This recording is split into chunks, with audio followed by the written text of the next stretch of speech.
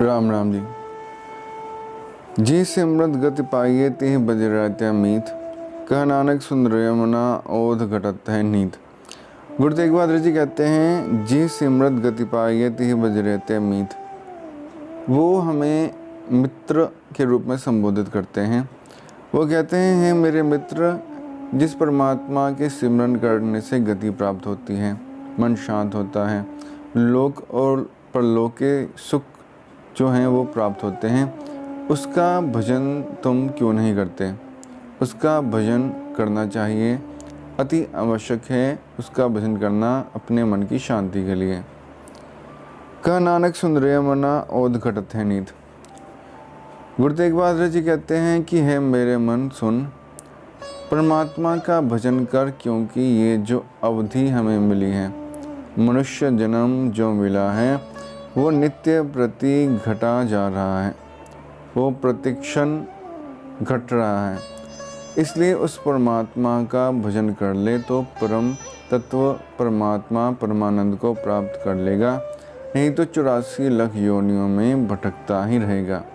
इसलिए परमात्मा का भजन करना अति आवश्यक है, क्योंकि अनंत जन्मों से तो ये जीवात्मा 84 लाख योनियों में भटक रही है।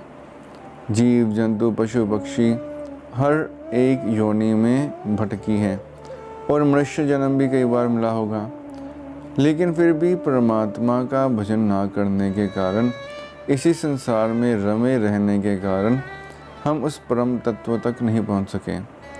इस 84 लाख योनियों से छुटकारा नहीं हो सका। और अगर हम फिर उसी चक्रव्यूह में फंसे रहें, अपने मन में परमात्मा की बजाय संसार का ही भजन करते रहें, तो फिर से उसी 84 के चक्र में लगना पड़ेगा।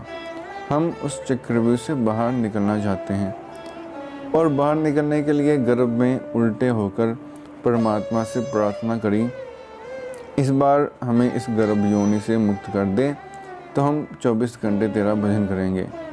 परमात्मा ने कहा, नहीं 24 घंटे नहीं, सिर्फ दसवंध, पूरे दिन का दसवंध ही मुझे अर्पण कर देना, मैं तुम्हें 84 लाख योनियों से मुक्त कर दूंगा, तुम्हें आत्म साक्षात्कार का अनुभव होगा, जीवन मुक्त अवस्था प्राप्त होगी।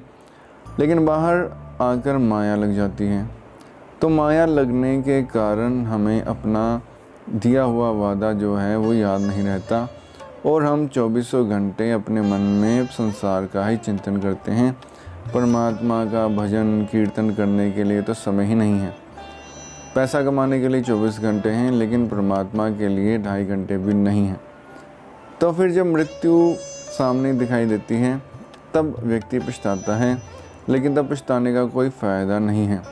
सारा जीवन जैसे संसार को दिया, तो मरने के बाद भी 84 लाख योनियों में भटकने के लिए तैयार रहना चाहिए। धन्यवाद।